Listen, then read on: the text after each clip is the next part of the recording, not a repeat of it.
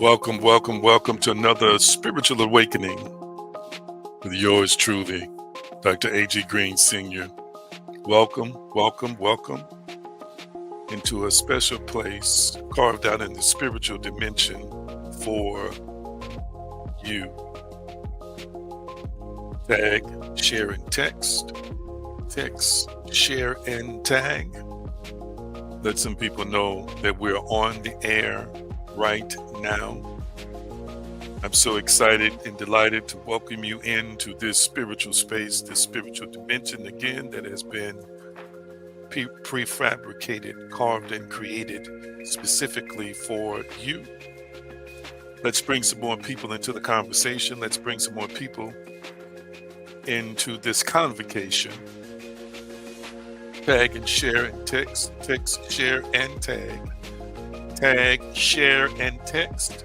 Text, share, and tag.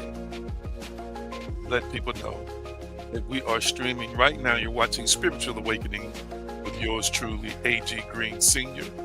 Again, we are bringing and inviting as many people as we can into this convening and this particular gathering. Let me know if you can see and hear me well. Let me know if you can see and hear me well.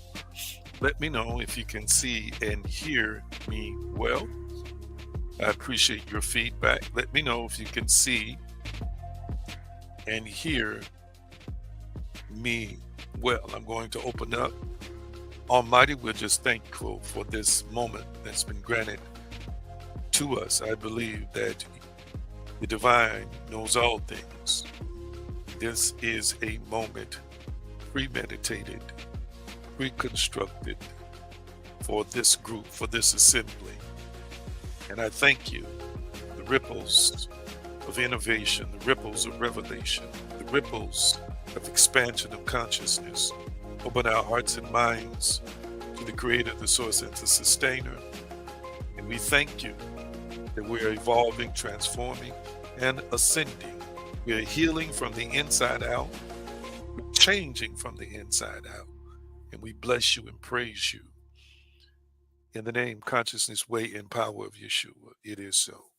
And so it is. Thank you so much. Let's see who's on real quickly.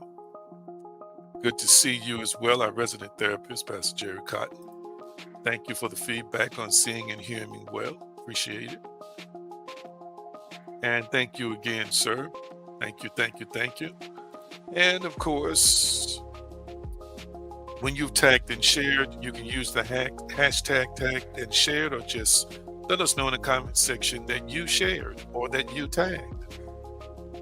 I most certainly am appreciative for all of your cooperation on today. That's it. Good evening, or whatever time of day it is that you're watching me right now, whether live or in replay. Welcome, welcome, welcome, welcome. Thank you for sharing. Thank you, thank you, thank you. And loud and clear, another confirmation. Thank you so much. I always like to remind you that you are the offspring and the creation of an all-powerful source, sustainer, and creator. You are by no means powerless nor impotent, but you are powerful. I want you to speak out loud, I am powerful, and type in the comment section, I am powerful. Come on, type it in the comment section. I am powerful.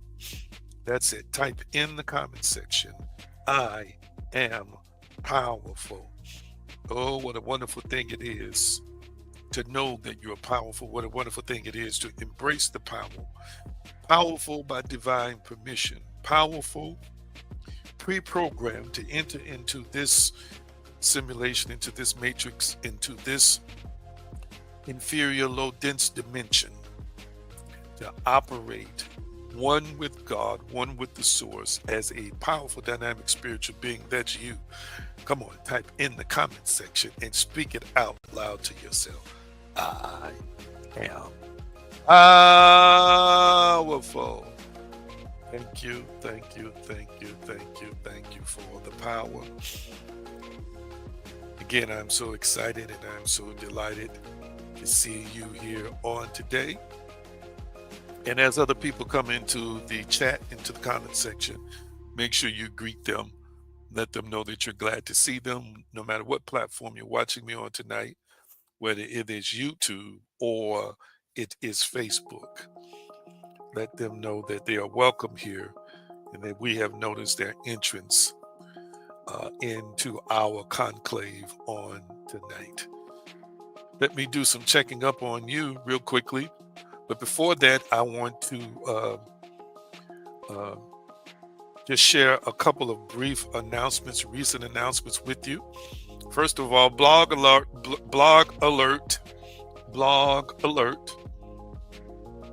That's right, blog alert.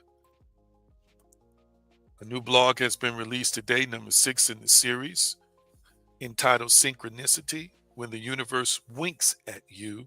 That's patreon.com/AG Green now. Who's read the blog? Who's had a chance to read that? It just came out within the last couple of hours.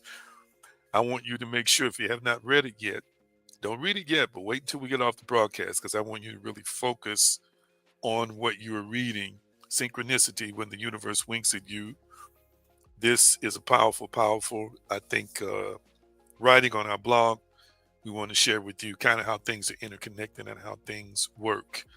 So make sure that you go by patreon.com/AG Grid. Now, you do have to be at least a free member to be able to read the blog, and of course, some of the higher tiers as well.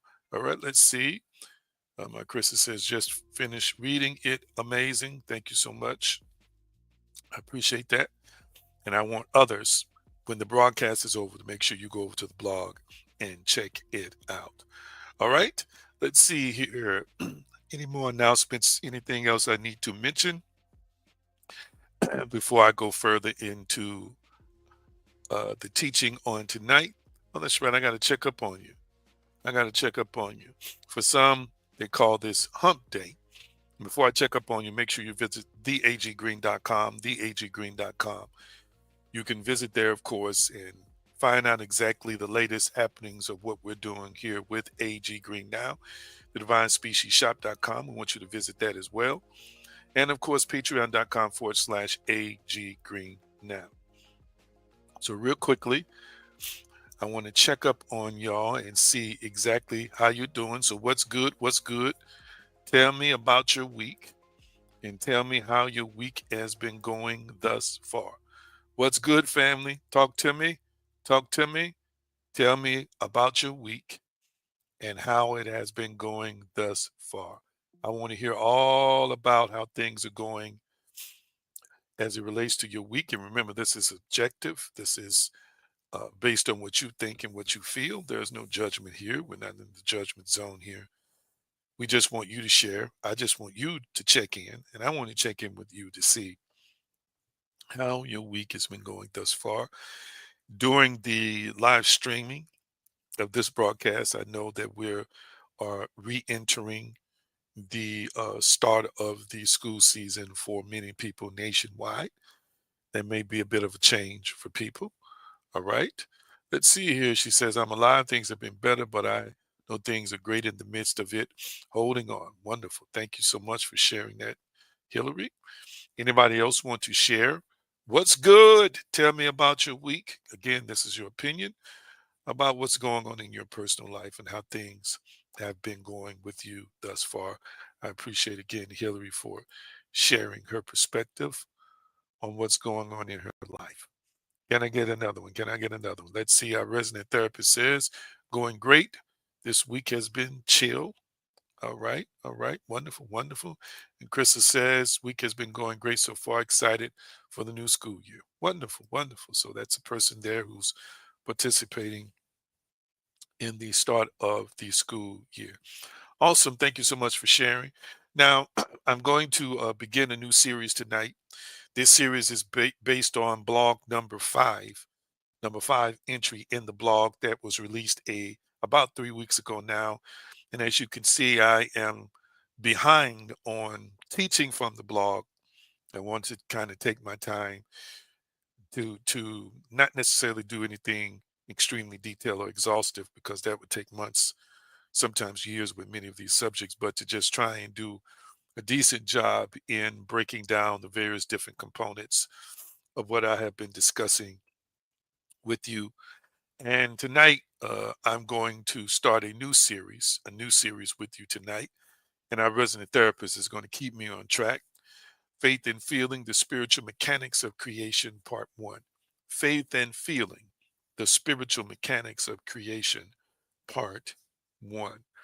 I'm going to be doing some extensive teaching over the next several weeks, midweek, and of course on Sundays on this particular subject. And I want you to, as the truck drivers used to say when I was growing up, put your ears on, turn your radio on, lean in and listen, take notes, and do the best that you can to apply it to your personal life. And again, our resident therapist is going to keep you on track because after today, I probably won't know how many parts, exactly what part we're in as I move after this particular installment. So he'll make sure we stay on track. All right. Then we have a challenge going here a week or two ago, a challenge going here. I hope that you are participating in these challenges, okay, and that you are applying them in your personal life. Let me say this to you, family. You don't know really what works for you unless you try it. I'm going to say it again. You don't really know what works for you unless you try it. Have you ever maybe had someone say that you should try a particular food and you were leery of it and you may have uh, you know put off or procrastinated as to when you would actually try that particular food item and dish they told you about, but eventually you got around to it, and when you tried it you said, wow, this is good, I wish I had done this sooner. That's kind of the way it is when you're trying different methods and different techniques and different spiritual principles, so forth and so on. You got to try it if you want to see it work in your life. You've got to record. You've got to take notes. You've got to become a student. Before you become a master, you are first a student. And I, for one, have an analytical mind. And I want to see what works and what doesn't work. What works for me, I want to pass it along and share it with you for you to apply it in your life and hopefully get the same or even greater results. So I want to encourage you when we have these challenges, don't forget, put them in your phone, write it down somewhere. Many of you all want to be closer to God, the creator, source, and sustainer, or you want to learn how to exert the dynamic, powerful spiritual faculties and abilities that you have, that you've been endowed with. How will you know what works if you don't try it? How will you know what teaching is relevant to you if you don't implement it? And so we share these steps, we share these things for you to apply to your life, bring you in some sense of alignment, and see what the fruit is going to be. Okay. Faith and Feeling, the Spiritual Mechanics of Creation, Part One. Now I've written 2 or 3 books on faith, and although my knowledge has expanded and my experience has expanded on the subject, I'm going to probably start at the basic rudimentary texts from the Bible, and then we will graduate into expanding on that foundation of what faith is. All right. I just want to say to you right now that there is nothing that exists on this plane of existence without faith, period. Nothing exists without faith. And as a matter of fact, we are going to be using this particular text. Uh, and I want to make sure that's the Amplified Bible version that's there. But let's see here. I've got it somewhere. Here we go. Hebrews 11:1. Faith is the substance of things hoped for, the evidence of things not seen. More accurately, it says now faith. Now faith is the substance of things hoped for, the evidence of things not seen. Let me change that right now while I'm thinking about it, because I just copied and pasted it without noticing that. We're going to work from that probably tonight, maybe next week, in our introduction and orientation to the subject. I've done some extensive teaching on this platform on faith in the past, and I will continue to do that. I want you to understand that things are created and things are manifested by faith. Nothing happens, family, negative or positive, in this dimension without faith. I want you to type that in the comment section. Nothing happens in this dimension without faith. Type that in the comment section. Nothing happens in this dimension without faith. And again, many times when people hear faith discussed, they are looking at the positive perspective, the positive motifs of faith, but they're not considering, again, that fear is a form of faith. Fear is faith in a negative outcome. So you can use faith in terms of a positive, with a positive polarity, faith that things are going to improve, faith that things are going to change. And again, that there's a difference between hope and faith. Hope is expectation, okay? But faith, again, equating it to the discussion you and I have had from quantum mechanics and quantum physics about the observer effect from the double slit experiment, faith as it relates to spiritual beings is what collapses the wave which exists in infinite potential into a particle or a physical counterpart.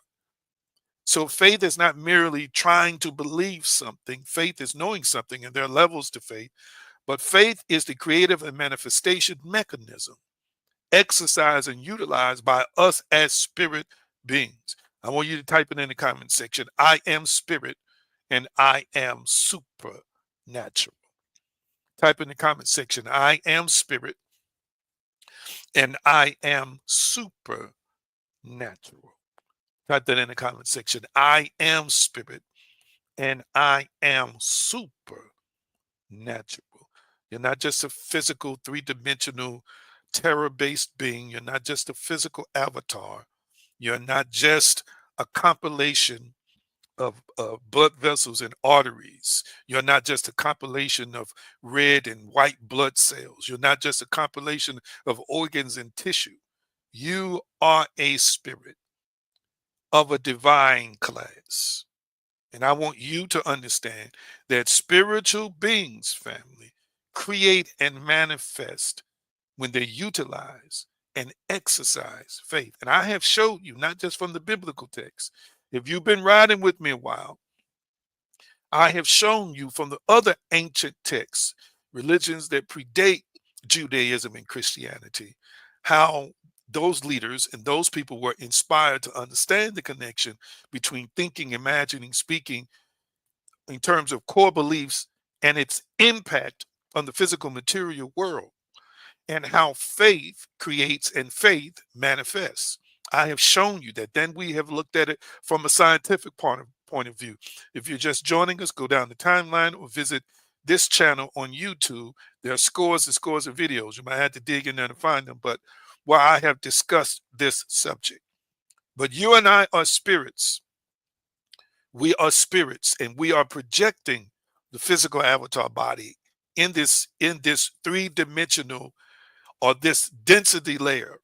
And I want you to understand that is why when people have NDEs, near death experiences, meaning that people have died, they come out of their bodies. Sometimes they look exactly the same way they looked in the physical body. There are many people who have had surgeries who come out of their bodies and see the surgeons, hear the conversations. And then there are people who know how to leave, consciously leave their body, or who, when they go to sleep, leave their bodies and still exist. The body still exists.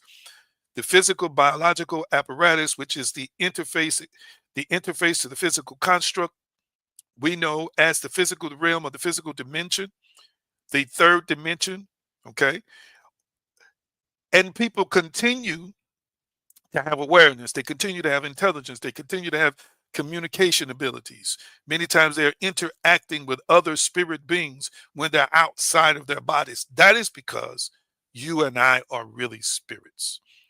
We are spirits having a physical, what some folk call a human experience. Now, this was once upon a time mainly embraced by the spiritual and metaphysical communities, by the religious communities. Now, science is starting to peel back layers from its particular perspective, seeking and searching for empirical data that is now confirming what the spiritual teachers and leaders and sages have been saying for thousands and thousands and thousands of years. All right. So I want you to understand, I want you to know, and I want you to recognize who and what you really are. You are really a spirit. You can exist outside of this physical body, this physical plane. All right. Now, I intended to mention this at the beginning. Can I interject this right now for station identification? I'm going to be doing some teaching on Patreon in the next 30 days on the Lionsgate portal. I know a lot of people in Christendom and so forth and so on, they don't talk about portals and things like that. I talk about it here because I understand that we are vibrant, energetic beings who are interconnected and interwoven within the fabric of this universe itself. And there are some phenomenons happening in the astronomical world or in the heavens that directly impacts our energy levels, so forth and so on. I'm going to be doing some special teaching. It's open for 28 days. I broached the subject last year. I want to personally say some significant, powerful things happened for me during this time last year that have been life changing. I will be doing some more specific teaching in Patreon, and I want you to join me there. So quickly, I want to take a poll, and I'm gonna get back into this teaching on faith. Who's going to join me on the Patreon for that particular teaching? Yes or no? All right. Let me get back into the subject of faith. We're discussing faith here, and again, uh, we're discussing faith and feeling the spiritual mechanics of creation, part one. So you are really a spiritual being. You are a spiritual being. Again, you're immaterial, you're incorporeal. You can go in and out of this body. I don't understand why people are continuing to have what I call lower level conversations within certain religious circles as to if it's legal or illegal to go in and out of your body. To me, it's ludicrous. It's crazy. You are spirit. You are superior to the physical existence. You are superior to anything that exists in terms of matter and space and time. Again, this vehicle, this body that interfaces with the physical construct is a part of who you are, but it is not the total essence of who you are. There is a you, an essence. There is a quintessence. There is a core you. There is a you that exists in the spiritual dimension as a spiritual being that is superior to the physical that you see, to matter, to the material world, to materialism itself. And therefore, there are people who have gotten more in touch with who they are as a spirit being. Some people are more sensitive to their nativity, spiritual nativity, than others. Some folk are just dull. The only experience they are having is a sensual experience. The only experience they're really aware of is a physical experience, and an experience that's interpreted, extrapolated by the brain through the five senses. They don't really understand that they are superior to all of these things, right? So I'm here to help you understand through teaching and through conversation and through discussion that spirit beings create by faith. I'm going to say it again. Spirit beings create by faith. So we're going to be talking for a few minutes from Hebrews 11:1, but again, I like to quote people. I'm going to quote from one of the greatest mystics of the 20th century, and that's Neville Goddard. He said, assume the feeling of the wish fulfilled and observe the route that your attention flows. End quote. Assume the feeling of the wish fulfilled and observe the route that your attention follows. I will be talking a little bit more about exactly what he's saying. There's another quote from him that I love. He says, you are already that which you want to be, and your refusal to believe this is the only reason you do not see it. End quote. I'm asking you the question, what things are you refusing to believe? What things are you refusing to believe? What things are you refusing to know about yourself based on the persona that is creating resistance in you about who and what you really are? And I want to say this, from the biblical text to other ancient religious texts, it is obvious that the spiritual dimension existed before the physical. Remember, I shared with you on the subatomic level that you are 99.99999%, all right, energy, and 0.00001% physical matter. You're more energy and you're more spirit than anything else. But yet, man has become disconnected and detached from his identity, who and what he really is, or who and what it really is, and has majored on what the senses and what the intelligence produced by the brain has interpreted for the species as what it believes to be reality. But you are really a spiritual being, again, having a human experience. So if you close your eyes and listen, not to the noise of the world, but to the still small voice within, there are in the sacred depths of consciousness two mighty forces that hum at the core of all creation, and it is faith and it is feeling. All right. What I'm saying right now is not the weak faith of mere words, not the fleeting feeling of passing moods, but deep, vibrant states of awareness, the steady knowing and vibrant sensing that shape worlds before a single brick is laid or a single hand is moved. So I want you to understand. I want you to recognize and realize this. Today we walk in the secret workshop where the true mechanics of reality lie, not in effort, not in external control, but in the invisible spiritual powers of believing and feeling. And I want you to understand that if you believe in the Creator, if you believe in God, then you understand that this world was created by a superior being, a supreme being, okay, who exercised faith within itself as a creator and master manifester to create a habitation or a habitat for creatures that would eventually inhabit the place we call earth. All right. I want to say this to you before I get into Hebrews 11:1. Understand that ancient writers understood this. Faith is a causative force.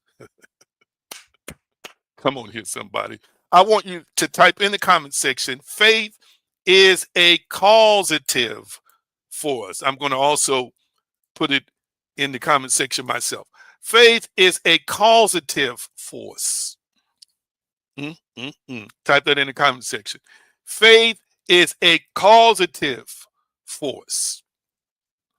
I want you to type that in the comment section. Faith is a causative force.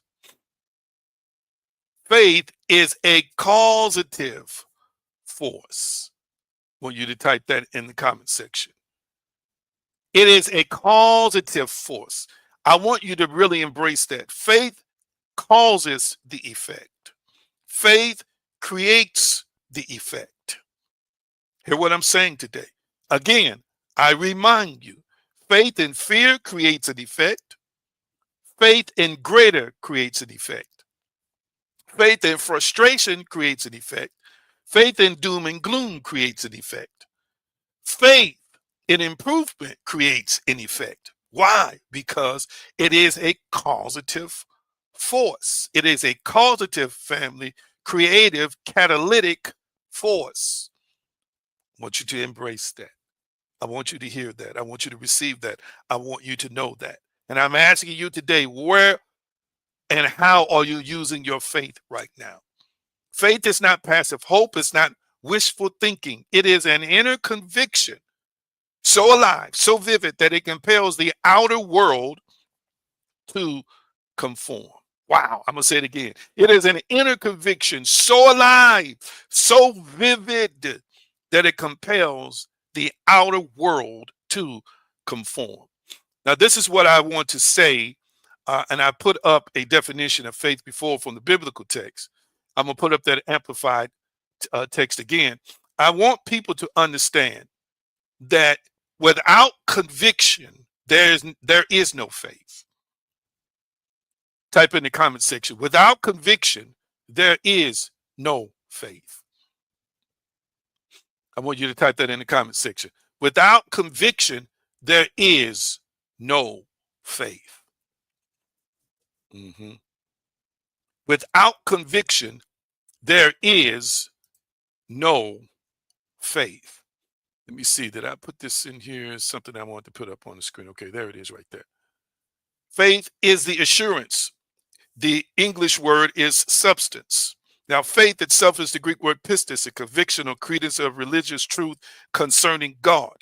So again, in the word faith itself is the definition of conviction. Conviction. I want you to type it in the comment section. If I have no conviction, I am not convinced. Type that in the comment section. Without conviction, there is no convincing. Wow. Type that in the comment section. Without conviction, there is no convincing. Understand that when you have faith about something, you are convinced, which creates the conviction that something is what it is. Something is exactly what you know it to be. Hear what I'm saying today. It is the analogy I like to use is if you're sitting on a jury, family, and you're hearing a case, you shouldn't hear the case casually. You've got to hear the case in terms of the evidence that's presented, circumstantial, empirical, so forth and so on, and come to a conclusion, family, of it by inner convincing that the person is either guilty or innocent. Hear me. Hear me. Guilty or innocent. If you don't have a conviction, please don't sit on the jury. You can't be saying what I think. You can't be saying what I'm not sure, but I'm going to vote this way. No. When a person is convicted in court, they're supposed to be convicted because there's overwhelming evidence that convinces either the judge or the jury that this person is either guilty or innocent. Faith carries within it an inherent component, the inherent DNA. The DNA of faith is conviction. The DNA of faith is I am convinced, period. When a person has a conviction, they see the conviction. When a person has a conviction, they feel the conviction. When a person has a conviction, they know the conviction. And they don't care what nobody else says. They don't care what this person is saying. They don't care what this person is prescribing. They don't care what this person is considering. They don't care what this person's opinion is.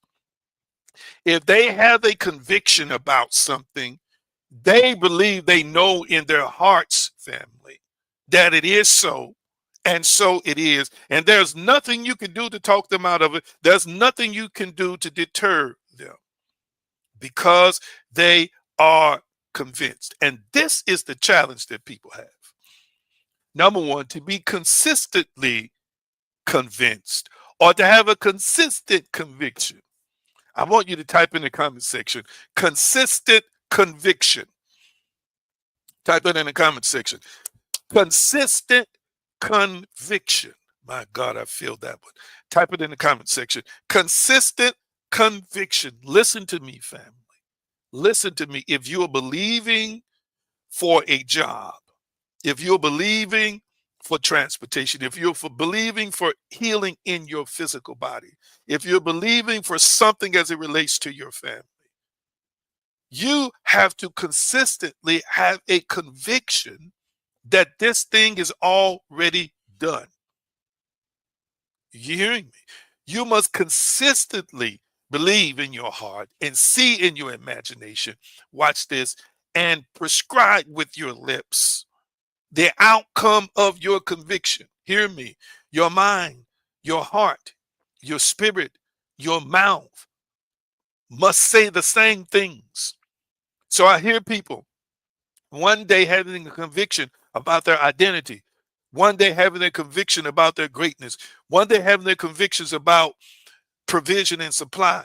2 weeks later, the conviction is gone because you have looked at something in the physical dimension, or you have watched something, or you have heard something, watch this, that now is gnawing away at the strands of your faith, the cords of your faith, and it's now challenging your inner convincing, aka your conviction.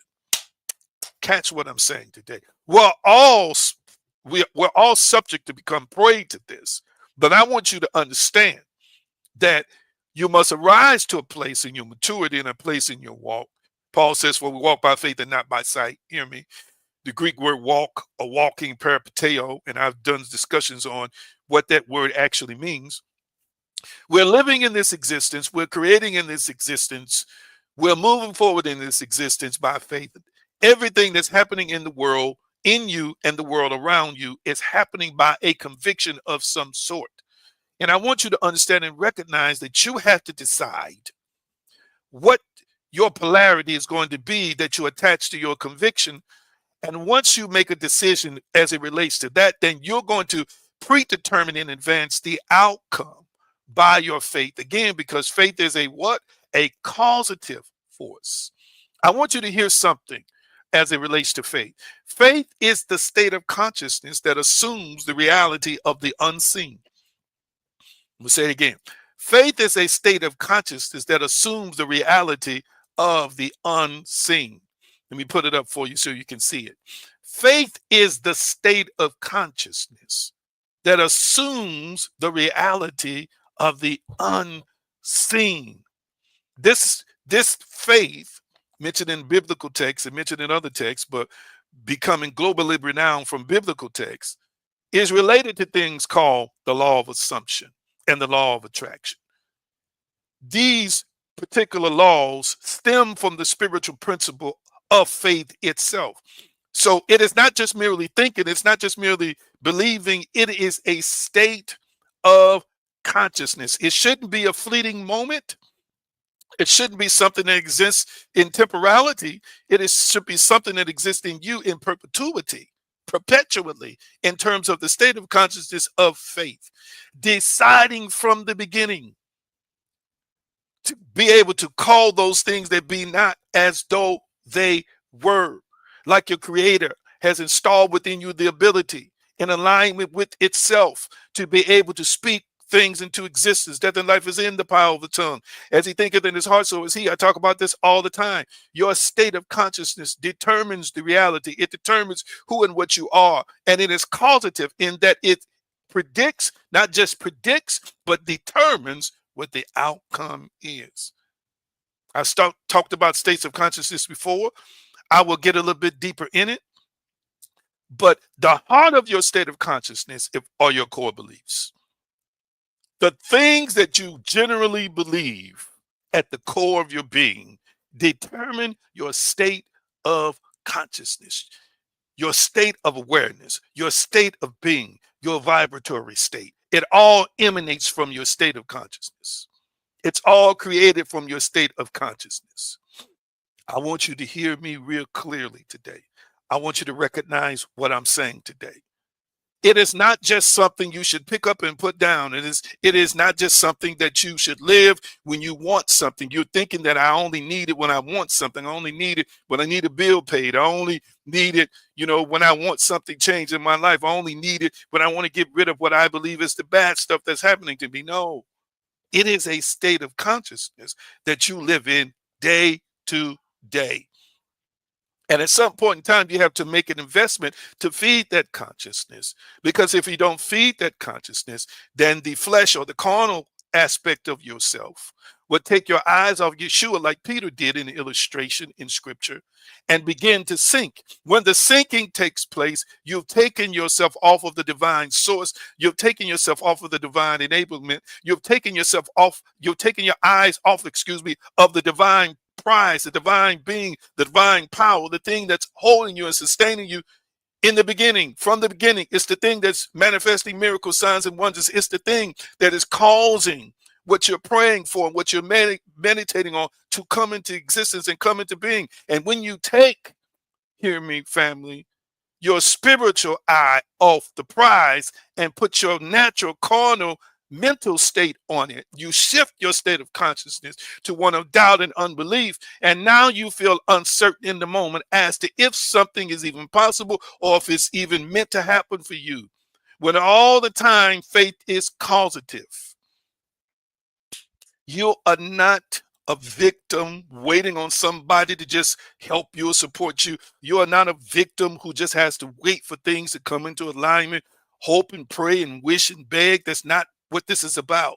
This is about you exercising your faith with permission of the Creator, with permission of God, to manifest and bring things into your world. And as long as you believe that you are a victim, or you are depending on other people to do things for you, or you're giving that other fella all the credit as to why stuff is not happening in your life, then you have set up a deep-seated a base of limiting beliefs, and you are the one who are counteracting the causative or the meant to be causative effects of what you believe in the first place. You counteract it with pessimism. You counteract it with fear. You counteract it with anxiety. You counteract it with doubt.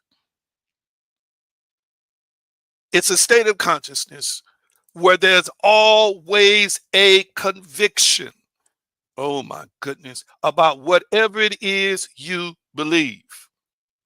Hear what I'm saying today. Hear what I'm saying today. The next thing I want you to understand and recognize and realize about faith is this, and I'm going to put it up on the screen for you. It is the acceptance of a new reality before it becomes visible. It is the acceptance of a new reality before it becomes visible. Can you see that on the screen? It is the acceptance of a new reality before it becomes visible. Now we're looking at Hebrews 11:1. Now, faith is the substance, the assurance of things hoped for. The word hope, elegos, it means expectation of something good. So it is the substance of what we hope for. Here we go. It is the evidence. There it is. The evidence. Evidence where evidence, is elegos, and hope is another Greek word, LPs, I believe. But we have the evidence. We have the evidence, the substance of things hoped for, and it is the evidence. We possess the evidence of things not seen. What is the evidence? The finished work of the thing that nobody can see. What is the evidence? The finished desire, the finished aspiration that lives in us. What is the evidence? The evidence of you being healed before your doctor ever confirms it. What is the evidence? The evidence of your diagnosis having already shifted and changed. Well, you no longer have the thing you were diagnosed with. You know it. God knows it. The universe knows it, but your doctor doesn't know it yet. Hear what I'm saying today. It exists inwardly within you, and you possess the evidence. You have accepted the new reality before it becomes visible. Hear what I'm saying today. Faith don't wait on the visible. And let me say this, family, to you. I've been showing you and sharing with you how when you think something, that is a world of reality. I've used scriptural texts to prove it to you. I've used texts of other religions to prove it to you. I've used quantum physics to prove it to you, that your faith, your desire, your intention has a direct impact on matter, on subatomic particles, on your body, on the world that you live in right now. And I want you to fully know and to fully embrace and to fully realize and to fully accept that when you think something, it is real. It is a reality. It just exists within you in an invisible state. Nobody's able to see it visibly. Again, I remind you, you're watching me on a device that once existed in somebody's mind. I'm going to say it again. You are watching me on a device that once existed in somebody's mind. Whether you're watching me on a PC, whether you're watching me on a laptop, whether you're watching me on the phone, at some point in time, it existed in somebody's mind.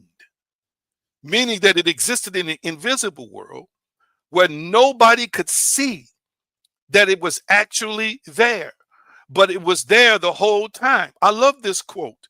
Stephen Jobs invited people to think. He imagined devices like the iPod, iPhone, iPad. Hear me, so intuitive a child could use them, end quote from Forbes magazine. So check this out, family. Stephen Jobs saw these devices in his mind before his engineers created them. Isn't it true today? Have you ever seen a child use an iPhone? I have. So way back when, watch this, way back when computers filled up a whole room. There once was a time in the 60s that computers filled a whole room. Hear what I'm saying today. Then they took up a whole desk. Catch what I'm saying today. Then only the military and then the elite had these big giant phones that were cellular devices. Then they came out with phones, family. And these particular phones could only do limited things like calling and storing numbers and things like that. But Stephen Jobs had a vision that a phone would be like a mini computer where you would be able to do some of the same things you do on a computer, you would be able to do on the phone. And guess where it existed first? In his imagination, in his mind. And I'm sure some people looked at him and said, well, you're crazy. I'm sure some folk looked at him and said, that's impossible. I'm sure some folk looked at him and said, the technology don't exist today for that. I'm sure some folks looked at him and said, well, that's going to happen one day, but I don't see it happening in our generation. But he believed, watch this, and his belief was just as real as the devices that existed in his day. Catch what I'm saying today. And he had a conviction about what he believed to the extent that he was able to convince people around him that what was in his imagination was reality. Technology just needed to be discovered or invented to be able to, watch this, to be able to transduce what existed invisibly into the visible, to be able to extrapolate from the infinite recesses of his imagination and put it on display in the physical world as a actual device like the one that I'm holding in my hand today.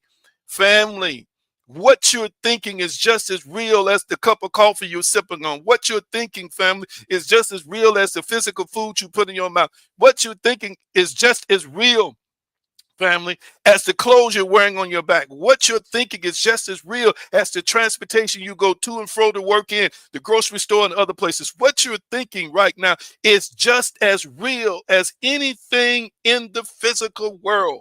But the question is, do you have enough of a conviction with your faith to see it birthed, to see it come to fruition? Oh my goodness.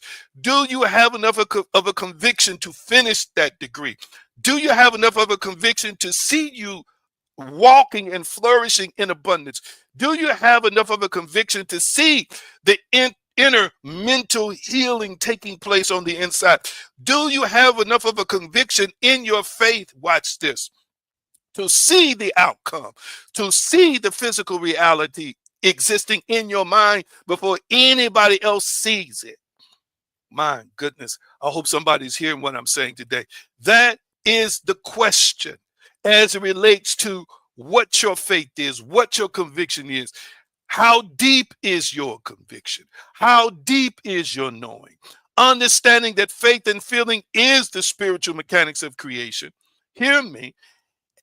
And just because nobody can see it, the vision in your mind, doesn't mean the vision isn't real.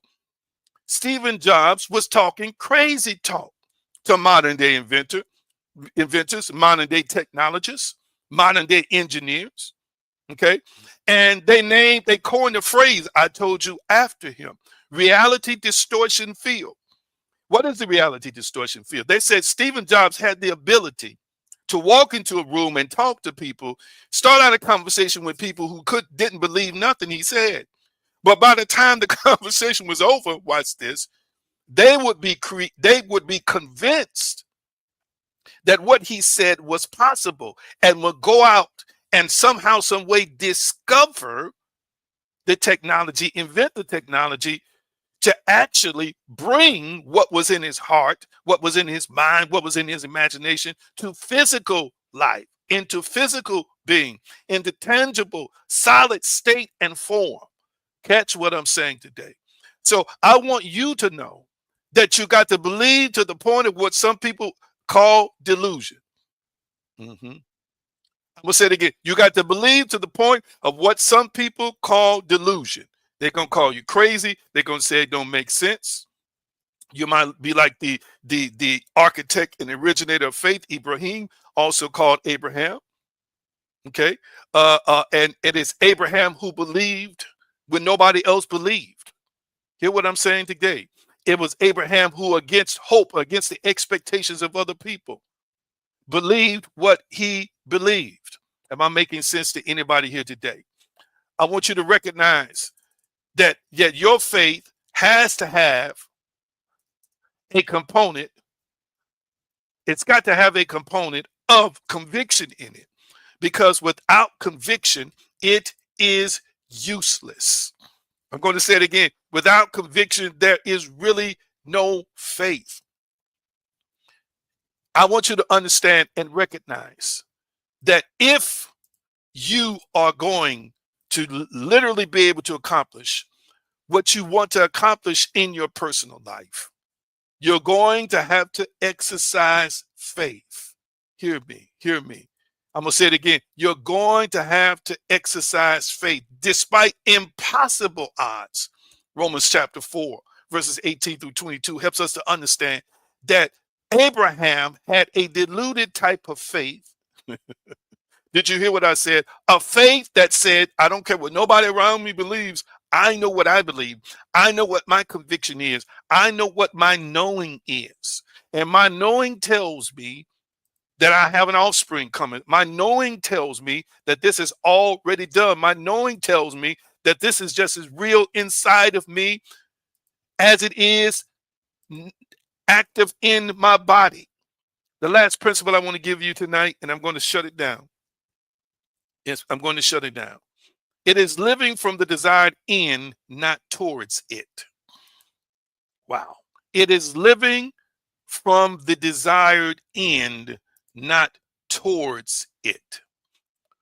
One of the things we make a mistake in trying to exercise faith is we're trying to live in the middle, we're trying to live in the beginning, but we're not living enough in the end.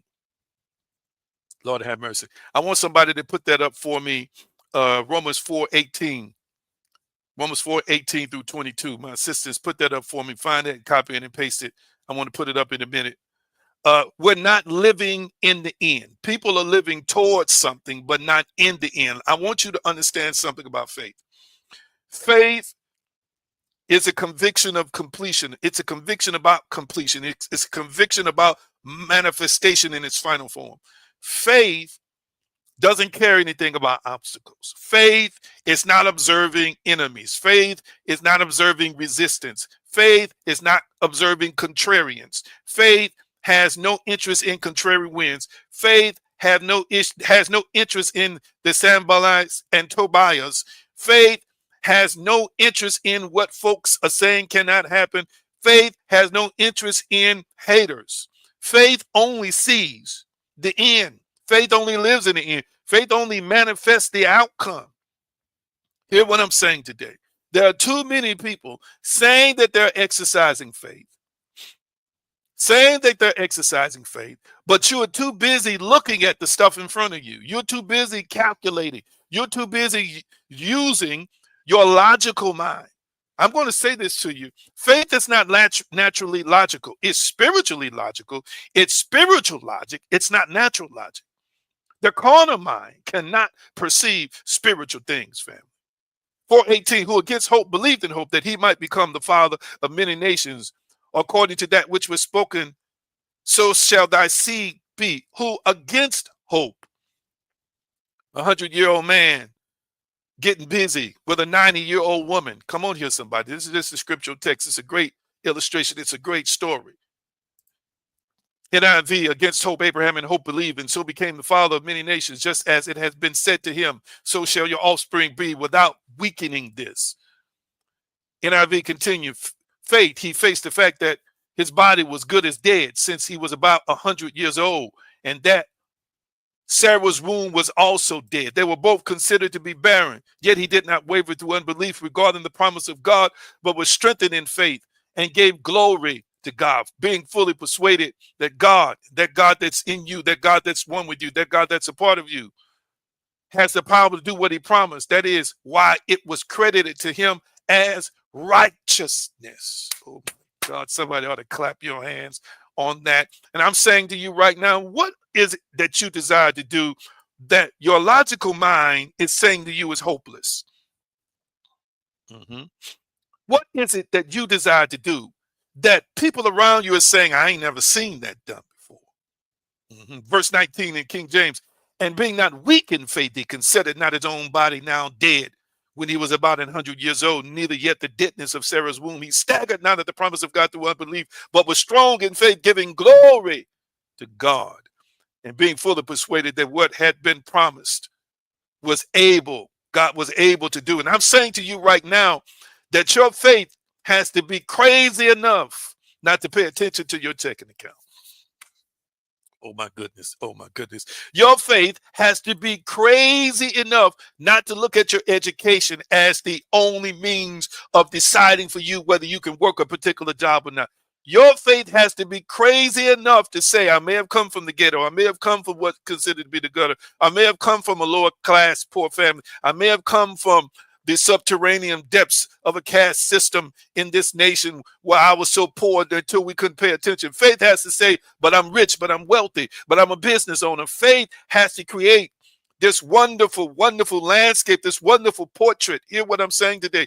This wonderful vision of greatness. And you had to live in that palace of faith, that creation of faith, that masterpiece of the artwork of faith. Hear me, every day of your life, you should not take a day off. You should live in the conviction and the knowing that it is done. You should live in the conviction and the knowing that it is already complete. You should live in the conviction and the knowing that it is already fulfilled. You should live in the conviction and the knowing that you're healed, that you're whole. Come on now, that you're complete, that the one who will love you unconditionally will manifest for you, that your heartaches will be mastered and overcome and washed away, that the struggles that you've been dealing with, some of you all for several years and multiple years and others decades, that there is, watch this, a hope and an expectation that faith is going to create an outcome where I win, where I'm on top, where I'm not judged by my natural pedigree, where I'm not judged, hear me, by my bank account, where I'm not judged by the color of my skin, where I'm not judged by my ethnicity, but my faith is so causative, watch this, that even when situations are toxic and caustic, my faith is so causative, hear me, that it takes me over the obstacle, it takes me over the hurdles, it takes me over the haters, it takes me over opposition, it takes me over anyone and anything who would dare to try and stand in my way, because I have such a strong faith that creates a reality in me that I know the external must line up with the internal. I know that which is considered to be outside of me must come into alignment with that which is on the inside of me. Just as Stephen Jobs' iPhone is now being held in my hand, I believe that my business, hear me, will manifest. I believe that my children are going to flourish with an education that's paid for. Catch what I'm saying today. I believe that if I'm living with heartache and heartbreak and betrayal, that there is healing for me, that there's healing available for me. And I see my healing. I see my wholeness. I see myself stepping out of the shell. Catch what I'm saying today. Your faith has to be so powerful, so dynamic, so deep in its conviction that nobody and no thing can turn you around. Listen, let me stop here today. I hope you got the essence of the message. I hope it blessed and empowered you. I hope it strengthened you on today. And I want you to understand and to realize the power of faith. And I'm going to leave you today again with another quote from the great mystic Neville Goddard that I really, really want you to consider today in this message about faith. Catch this. Catch this. Faith is loyalty to the unseen reality. Faith is loyalty to the unseen reality. And I'm asking you today, how loyal are you to the unseen reality? How loyal are you to the things that only you can see? How loyal are you to the dreams and the vision and the inspiration that was given to you, that's on the inside of you, that nobody else knows exists but you? Hey, I feel like running here. I feel some excitement. I feel the presence. I feel the essence. I want you to hear what I'm saying today. It is loyalty to the unseen. The more loyal you are to the unseen, watch this, the more the unseen becomes seen. The more loyal you are to the unseen, the more the unseen becomes seen. I need my resident therapist to put that in the comment section as a quote from me. The more loyal you are to the unseen, the more the unseen becomes seen. Hey, again, that's your loyalty to negativity, doom and gloom will be seen, or your loyalty to every day and every way things are getting better and better for me. Your loyalty to you rising up out of the ashes. Your loyalty to you seeing in advance the outcome. Watch this. At the unemployment office, or the outcome with the Division of Family Services, or the outcome at the gas station, or the outcome in dealing with the utility company. Come on, catch what I'm saying today. Or the outcome of dealing with the finance company. The more loyal you are to the unseen, the more you will see the unseen. Oh my. I'm going to give you a chance to give. Over the next 28 days, we're going to be giving in numbers of 8 because the Lionsgate portal is open. Over the next 28 days, we're going to be giving in numbers of 8, 888, 788, 998, whatever.